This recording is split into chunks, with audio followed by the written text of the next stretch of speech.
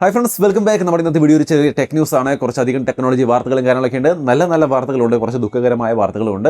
എന്തൊക്കെയാണെന്ന് one by one ആയിട്ട് നോക്കാം. ആദ്യത്തെ വിഷയം ഒരു നല്ല വാർത്ത തന്നെ ആവട്ടെ. ഗൂഗിള് $1 ബില്യൺ ഇൻവെസ്റ്റ്മെന്റ് എയർടെല്ലിലേക്ക് നടത്തുകയാണ്. അതിൽ 700 മില്യൺ എന്ന് പറയുന്നത് ഷെയർ വാങ്ങിച്ചിരിക്കുന്നതാണ്. അതായത് അതിൻ്റെ ഓണർഷിപ്പിൻ്റെ ഒരു 1.88% മറ്റൊക്കെ വരും. ഷെയർ വാങ്ങിച്ചിരിക്കുകയാണ്. ബാക്കി 300 മില്യൺ മറ്റ് പ്രവർത്തന പുരോഗതിക്ക് വേണ്ടിയിട്ടും ഉപയോഗിക്കുന്നു. സോ $1 ബില്യൺ ഗൂഗിൾ ഇൻവെസ്റ്റ് ചെയ്യാണ് എയർടെല്ലിൽ.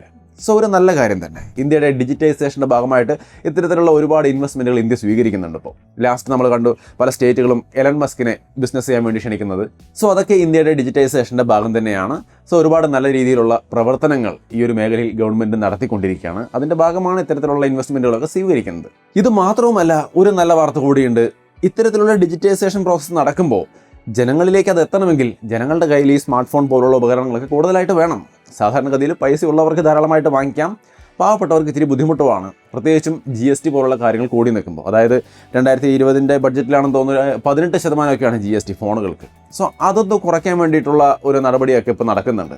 അതായത് India cellular and electronic association government മുമ്പിലേക്ക് ഒരു സജഷൻ വെച്ചിരിക്കുകയാണ്. ഈ 18% എന്നുള്ള GST ഒന്ന് 12% കുറയ്ക്കണമെന്ന്. അതായത് ഈ ഫോണുകൾ എല്ലാവരിലേക്കും എത്തണം, എങ്കിലാണ് എല്ലാ തരക്കാർക്കും വാങ്ങിക്കാൻ പറ്റിയാലാണ് ഈ ഒരു ഡിജിറ്റൈസേഷൻ എന്ന് പറയുന്ന സ്വപ്നം യാഥാർത്ഥ്യത്തിലേക്ക് എത്തുള്ളൂ. കാരണം എല്ലാവരിലേക്കും ടെക്നോളജി എത്തണ്ടേ. സോ അതിൻ്റെ ഭാഗമായിട്ടാണ് ഇവരിങ്ങനൊരു സജഷൻ വെച്ചിരിക്കുന്നത്. അത് ശരി നടക്കുകയാണെങ്കിൽ തീർച്ചയായിട്ടും ഈ ഫോണുകളിലേക്ക് പ്രൈസ് കുറയാനുള്ള സാധ്യതയുണ്ട്. സോ ഇതും തീർച്ചയായിട്ടും ഒരു ഗുഡ് ന്യൂസ് ആണ്. ചിലപ്പോൾ മൊത്തത്തിൽ എല്ലാ ഫോണുകളുടെയും ഈ പറയുന്ന GST 18 നിന്ന് 12 ആക്കിയെന്ന് വരില്ല. ബട്ട് എങ്കിലും ഒരു 15,000 താഴെയുള്ള ഫോണുകളുടെ എങ്കിലും GST 12 കുറയ്ക്കുകയാണെങ്കിൽ കുറേയധികം പ്രൈസ് ഈ മിഡ് റേഞ്ച് ഫോണുകളിൽ കുറഞ്ഞു കിട്ടും. സാധാരണക്കാർ മിക്കവാറും 10 രൂപ 12 രൂപ ആ റേഞ്ചിലുള്ള ഫോണുകളാണ് എടുക്കുക. അങ്ങനെ വരുമ്പോൾ സാധാരണക്കാരനെ സംബന്ധിച്ച് ഓവർലോഡ് വരാതെ നല്ല രീതിയിൽ ഫോണുകൾ വാങ്ങിക്കാൻ സാധിക്കും. പിന്നെ അതിന് മുകളിലേക്ക് 20,000 50,000 കൊടുത്ത് വാങ്ങിക്കുന്നത് വേണമെങ്കിൽ ഒരു ആഡംബര വിഭാഗത്തിൽപ്പെടുത്താം. അതൊരു അത്യാവശ്യമുള്ള കാര്യമല്ല. അത്യാവശ്യം ഈ ഒരു റേഞ്ചിലുള്ള ഫോണാണെങ്കിലും കാര്യങ്ങൾ നടക്കും. സോ കൂടുതൽ വില കൊടുത്ത് ഒരു ഹൈ എൻഡ് പവർ കാണിക്കാൻ വേണ്ടി വാങ്ങിക്കുന്നവരുടെ കയ്യിൽ നിന്ന് കൂടുതൽ GST എടുത്താലും മിഡ് റേഞ്ചിൽ വാങ്ങിക്കുന്ന സാധാരണക്കാരനെ സംബന്ധിച്ചെങ്കിലും ഇത് കുറയ്ക്കുകയാണെങ്കിൽ നന്നായി. മൊത്തത്തിൽ കുറയ്ക്കുകയാണെങ്കിൽ എല്ലാം നന്നായി. ബട്ട് എങ്കിലും ഇതെങ്കിലും നടന്നിരുന്നെങ്കിൽ നന്നായി എന്നാണ് ഞാൻ പ്രത്യാശിക്കുന്നത്. നിങ്ങളുടെ അഭിപ്രായത്തിൽ എങ്ങനെയാണ്? തീർച്ചയായിട്ടും കമൻറ്റ് ചെയ്യണേ. ഇനി അടുത്തൊരു കാര്യം, ആപ്പിൾ 2022 വരുമ്പോഴും മോസ്റ്റ് വാല്യൂ ഉള്ള ബ്രാൻഡായിട്ട് മാറുകയാണ്. ബാക്കിയുള്ളവരും ഈ ലിസ്റ്റിലുണ്ട്. 10 ടോപ്പ് 10 തന്നെ ഗൂഗിള്, ആമസോൺ, അങ്ങനെ ഫേസ്ബുക്ക് അങ്ങനെയുള്ള ടീമുകളൊക്കെ ടോപ്പ് 10 ടോപ്പിൽ ഇപ്പോഴും ആപ്പിൾ തന്നെയാണ്. അവരാണ് ഏറ്റവും കൂടുതൽ ആസ്തിയുള്ള ബ്രാൻഡ് എന്ന് പറയുന്നത്. ഇനി അടുത്തൊരു കാര്യം, ജിയോണിയുടെ ഒരു ഫോൺ ഇറങ്ങിയിട്ടുണ്ട്, ജിയോണി 13. നിങ്ങൾക്ക് ഇവിടെ കാണാം ഫോൺ. ഈ ഒരു ഫോൺ ഐഫോണിൻ്റെ കോപ്പിയുടെയാണെന്നാണ് ആൾക്കാർ പറയുന്നത്. അതൊക്കെ മോശമല്ലേ? ഒരു കമ്പനി ഒരു കഷ്ടപ്പെട്ടൊരു ഡിസൈനൊക്കെ ചെയ്ത് കൊണ്ടുവരുമ്പോൾ ഉടനെ ഐഫോൺ കോപ്പി അങ്ങനെ പറഞ്ഞാൽ തീർന്നല്ലോ അല്ലേ? നിങ്ങൾക്ക് എന്താ തോന്നുന്നത് കണ്ടിട്ട്? കോപ്പിയൊക്കെ അടിക്കുമല്ലേ? എല്ലാ കമ്പനികളും വല്ല പ്രൊഡക്റ്റും കാര്യങ്ങളൊക്കെ ആകുമ്പോൾ ഡിസൈനൊക്കെ ചെയ്ത് വരുമ്പോൾ ചിലപ്പോൾ കോപ്പിയൊക്കെ ആയിപ്പോവും. പക്ഷേ എന്നാൽ ഇമാതിരി ഉണ്ടോ? ഇതൊക്കെ ഈച്ച കോപ്പി എന്നല്ലേ പറയുക. പക്ഷേ എന്തെങ്കിലുമൊക്കെ ആവട്ടെ, ഇത് HD+ ഡിസ്പ്ലേക്കുള്ള ബഡ്ജറ്റ് റേഞ്ചിലെ ഫോണാണ്. 1 ലക്ഷം രൂപയൊക്കെ വരുന്ന ഐഫോണിൻ്റെ ഒരു ഡിസൈനും കാര്യങ്ങളൊക്കെ 10 രൂപ 15 രൂപ റേഞ്ചിൽ കിട്ടുക എന്ന് പറഞ്ഞാൽ അത് നല്ലൊരു കാര്യമല്ലേ ജിയോണി ചെയ്തിരിക്കുന്നത്? നിങ്ങളുടെ അഭിപ്രായത്തിൽ എങ്ങനെയുണ്ട് ഈ സംഗതി? അഭിപ്രായങ്ങളെ കമൻറ്റ് ചെയ്യാൻ മറക്കണ്ട. Redmi K50, അതായത് Poco F4 GT എന്ന പേരിലേക്ക് ഇന്ത്യയിൽ വരാൻ പോകുന്ന ആ ഫോണിൻ്റെ ഒരു ഡിസൈൻ ഇപ്പോൾ ഇവിടെ നിങ്ങൾക്ക് സ്ക്രീനിൽ കാണാം. ഈ രീതിയിലായിരിക്കും അതിൻ്റെ ഡിസൈൻ എന്നാണ് ഇപ്പോൾ ഏറ്റവും പുതിയ ലീക്ക് അനുസരിച്ച് വരുന്ന വിവരം. ഇനി അടുത്തൊരു കാര്യം, iPhone 14 വരുമ്പോൾ 8 ഫോണുകൾ ഉണ്ടാവുമെന്നാണ് പറയുന്നത്. ഒന്ന് iPhone 14 mini, iPhone 14, 14 Pro, 14 Pro Max, 4 ഫോണുകൾ. ഇതാണ് കറക്റ്റ്. ബട്ട് ഇതിൽ നോർമൽ ഫിസിക്കൽ സിം ഉള്ള ഫോണുകൾ ഈ 4 ഉണ്ടാവും. പിന്നെ ഈ സിം മാത്രമായിട്ട് 4 ഉണ്ടാവും. സോ നിങ്ങൾക്ക് ഈ സിം മാത്രമുള്ളത് വേണമെങ്കിൽ അതും എടുക്കാം, അല്ലെങ്കിൽ ഫിസിക്കൽ സിം അടക്കമുള്ളത് വേണമെങ്കിൽ അതും എടുക്കാം. അങ്ങനെ 4 ഫോണുകളാണെങ്കിലും ഈ സിമ്മും അതേപോലെ ഫിസിക്കൽ സിമ്മും രണ്ട് സെഗ്മെൻറ്റായി തിരിച്ച് മൊത്തത്തിൽ 8 ടൈപ്പ് ഫോണുകളായിരിക്കും iPhone 14 വരുമ്പോൾ ഉണ്ടാവുക എന്നാണ് കേൾക്കുന്നത്. Redmi Note 11 series globally launch ചെയ്തിട്ടുണ്ട്. പ്രൈസ് കേൾക്കുമ്പോൾ ഒരു കൺഫ്യൂഷനാണുള്ളത്. ഞാൻ പറഞ്ഞു തരാം. Redmi Note 11 Pro 5G 24,500 Snapdragon 695 എന്ന processor, 120 Hz AMOLED display, 67 what charging, 108 MP camera. കൊള്ളാം. ബട്ട് ഈ ഒരു പ്രോസസർ 25,000 രൂപ റേഞ്ചിലേക്ക് പോകുന്നത് ഇച്ചിരി കൂടുതലല്ലേ? ഇന്ത്യയിലേക്ക് വരുമ്പോൾ ചിലപ്പോൾ കുറയായിരിക്കും അല്ലേ? അടുത്ത variant Redmi Note 11 Pro 22,500 മീഡിയാടെക്കിൻ്റെ G96 എന്ന പ്രോസസ്സറാണ്. അത് തീർച്ചയായിട്ടും ഇച്ചിരി കൂടി എന്നാണ് തോന്നുന്നത്. ഇത് വിവോയുടെയും ഓപ്പോയുടെയൊക്കെ പോലത്തെ പ്രൈസിംഗ് ആയി. ബട്ട് എങ്കിലും ഇന്ത്യയിൽ വരുമ്പോൾ അതായിരിക്കില്ല പ്രൈസ്, നല്ല രീതിക്ക് കുറയുമെന്ന് നമുക്ക് എക്സ്പെക്ട് ചെയ്യാം. അതിൻ്റെ ഒപ്പം 108 MP ക്യാമറയും 120 Hz AMOLED ഡിസ്പ്ലേയും 67 വാട്ടിൻ്റെ ചാർജിങ്ങും Full HD+ display ഒക്കെയാണ് വരുന്നത്. സോ സ്പെക്ക് വൈസ് കുഴപ്പമില്ല. ബട്ട് എങ്കിലും പെർഫോമൻസ് ഈ പ്രൈസിന് ഇല്ല എന്നുള്ള കാര്യം നമുക്ക് നന്നായിട്ട് അറിയാം. അടുത്തത് Redmi Note 11S 18,500 G96 processor തന്നെയാണ്, 108 MP camera, 33 what charging, 90 Hz AMOLED display, Full HD. മറ്റ് സ്പെക്കുകൾ കൂടി നോക്കുമ്പോൾ നന്നായിട്ടുണ്ടെങ്കിലും ഈ പ്രൈസ് ഓവറാണ്. G96 എന്ന പ്രോസസ്സർ തന്നെ തീർച്ചയായിട്ടും. ബട്ട് നേരത്തെ പറഞ്ഞ പോലെ ഇന്ത്യയിലേക്ക് വരുമ്പോൾ എന്തെങ്കിലും വ്യത്യാസം ഉണ്ടാവായിരിക്കും.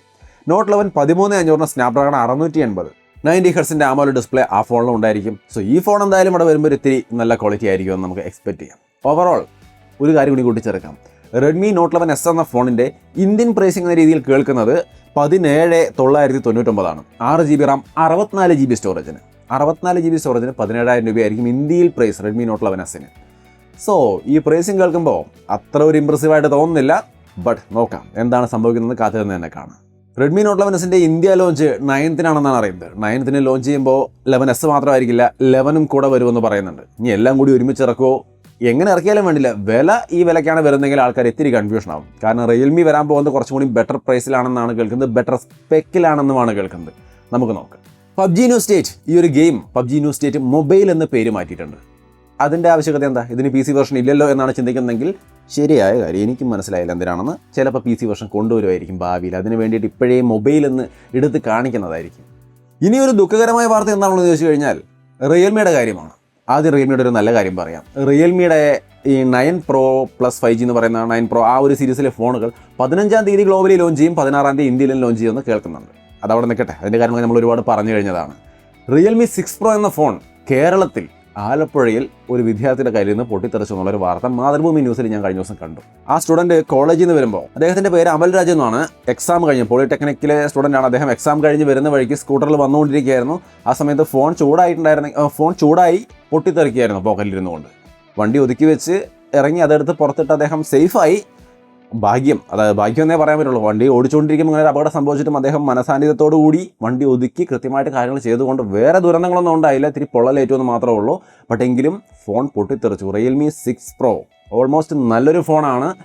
ഒരുപാട് പേര് ഉപയോഗിക്കുന്നുണ്ട്, എൻ്റെ സുഹൃത്തുക്കൾ ഉപയോഗിക്കുന്നുണ്ട്. നല്ല ഫോണാണ്. ബട്ട് ആ ഒരു നല്ല ഫോണുകളുടെ സീരീസിനിടയ്ക്കും ചിലപ്പോഴും ഇങ്ങനെ സംഭവിക്കുന്നുണ്ട്. എന്തെങ്കിലും ടെക്നിക്കൽ ഇഷ്യൂ ആയിരിക്കാം. അതെന്താണെന്ന് നമുക്കറിയില്ല. അതിപ്പോൾ അമൽരാജു അതിൻ്റെ വേണ്ട മുൻപോട്ടുള്ള കാര്യങ്ങൾ ചെയ്യുമ്പോഴേ നമുക്ക് അറിയാൻ പറ്റും അതിൻ്റെ കാരണം എന്താണെന്ന്. ബട്ട് എന്ത് കാരണം വേണമെങ്കിലും ആവാം. ഒറ്റ കാര്യമേ പറയാനുള്ളൂ, സൂക്ഷിച്ച് ഉപയോഗിക്കുമ്പോൾ ചൂടാവുമെന്ന് കണ്ടു കഴിഞ്ഞാൽ അതൊന്നും നോക്കുക, എന്താണ് ചൂടാവുന്നത്. ചിലപ്പോൾ നമ്മൾ ഈ വെയിലത്തൊക്കെ പോയിക്കൊണ്ടിരിക്കുന്നതിനിടയ്ക്ക് പോകലിടുന്ന ഫോണിൻ്റെ ക്യാമറ ഒന്ന് ഓണായി കിടന്നാൽ ഭയങ്കരമായിട്ട് ഫോൺ ചൂടാവാനുള്ള സാധ്യതയുണ്ട്. ഇനി അതൊന്നുമല്ല, നിങ്ങളൊന്നും നോക്കണ്ട, ഫോൺ ചൂടാവുമെന്ന് കണ്ടാൽ എടുത്ത് നോക്കുക. ഓവറായിട്ട് ചൂടാവുന്നതായിട്ട് കണ്ടാൽ ഓഫ് ചെയ്ത് വെക്കാൻ ഒരു മടിയും വിചാരിക്കേണ്ട. കാരണം ഓവർ ഹീറ്റിംഗ് വന്നാൽ എന്ത് സംഭവിക്കും നമുക്ക് പറയാൻ പറ്റില്ല. ചൂടായാൽ എന്തായാലും ഏത് സാധനമായാലും ചൂട് പിടിക്കാനുള്ള സാധ്യതയുണ്ട്, പൊട്ടിത്തെറിക്കാനോ അല്ലെങ്കിൽ തീ പിടിക്കാനുള്ള സാധ്യതയുണ്ട്. സോ ഫോൺ ഓവർ ഹീറ്റ് ആവുന്നത് കണ്ടാൽ അത് കംപ്ലൈൻ്റ് ആണോ എന്നുള്ളത് പലപ്പോഴും ആവർത്തിക്കുന്നുണ്ടെങ്കിൽ തീർച്ചയായിട്ടും സർവീസിലേക്ക് ചെല്ലുക, സർവീസ് ചെയ്യിക്കുക. അതല്ലെങ്കിൽ ഈ ഫോണൊക്കെ പെട്ടെന്ന് ഓവർ ഹീറ്റിംഗ് വരുന്നത് കണ്ടാൽ ചെയ്യാവുന്നൊരു ചെറിയ പരിപാടി എന്ന് പറയുന്നത് ഫോൺ ഒന്ന് റീസ്റ്റാർട്ട് ചെയ്യുക. ഓഫ് ചെയ്ത് ഓൺ ചെയ്യല്ല, അത് പവർ ബട്ടൺ ഹോൾഡ് ചെയ്തിട്ട് റീസ്റ്റാർട്ട് എന്ന ഓപ്ഷൻ ഉണ്ടാവും. അതൊന്ന് റീസ്റ്റാർട്ട് കൊടുത്താൽ ചില ചെറുകിട പ്രശ്നങ്ങളൊക്കെ ആണെങ്കിൽ തീരാനുള്ള സാധ്യതയുണ്ട്. അതല്ലാത്ത പക്ഷം നിങ്ങൾ സർവീസിൽ കാണിച്ചത് സോൾവ് ചെയ്യുക. പെട്ടെന്ന് ചെയ്യാൻ കഴിയുന്ന കാര്യം ഓവറായിട്ട് ചൂടാവുന്ന കണ്ടാൽ ഓഫ് ചെയ്ത് വെക്കുക. ഇതൊക്കെ പ്രത്യേകം ശ്രദ്ധിക്കുക. അല്ലാതിരുന്നാൽ ഇതുപോലുള്ള അപകടങ്ങൾ സംഭവിക്കും. ഇപ്പോൾ ഞാൻ പറഞ്ഞ പോലെ അദ്ദേഹത്തിന് മനസാന്നിധ്യം ഉണ്ടായതുകൊണ്ട് അദ്ദേഹം വണ്ടി ഒതുക്കി നിർത്താനും കാര്യങ്ങൾ ചെയ്യാനും കഴിഞ്ഞു. ഇപ്പോൾ ഓടുന്ന വണ്ടിയിൽ പെട്ടെന്നൊരു അപകടം സംഭവിച്ചാൽ വണ്ടി തന്നെ ചിലപ്പോൾ കൺട്രോൾ പോയി കഴിഞ്ഞാൽ എന്തൊക്കെ അപകടങ്ങൾ സംഭവിക്കാം. സോ പ്രത്യേകം ശ്രദ്ധിച്ച് ഉപയോഗിക്കുക. ഫോണല്ല, എന്ത് തരം ഇലക്ട്രോണിക് ഗാഡ്ജറ്റുകളാണെങ്കിലും സൂക്ഷിച്ച് തന്നെ ഉപയോഗിക്കുക. എന്തിനും എപ്പോൾ എന്ത് ടെക്നിക്കൽ ഇഷ്യൂ ആണ് വരിക എന്നുള്ളത് പറയാൻ പറ്റില്ല. സോ അത്രയുമാണ് നമ്മുടെ എന്തൊരു ചെറിയ ടെക് ന്യൂസ്. കൂടുതൽ ടെക്നോളജി വാർത്തകളും മറ്റുമായിട്ട് നമുക്ക് അടുത്ത ഒരു വീഡിയോയിൽ കണ്ടുമുട്ടാം.